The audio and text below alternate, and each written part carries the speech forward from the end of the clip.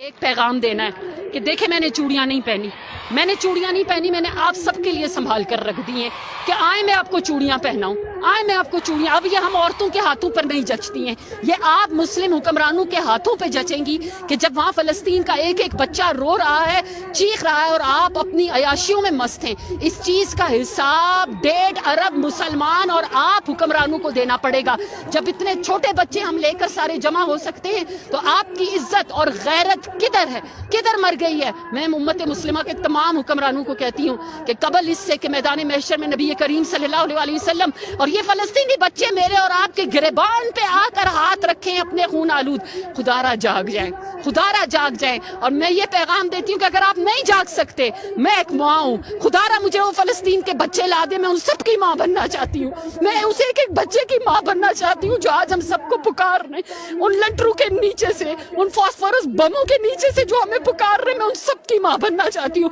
میں بنوں گی، کیونکہ امت مسلمہ تم نے چوڑیاں پہنی ہیں، باخدا میں نے چوڑیاں نہیں پہنی۔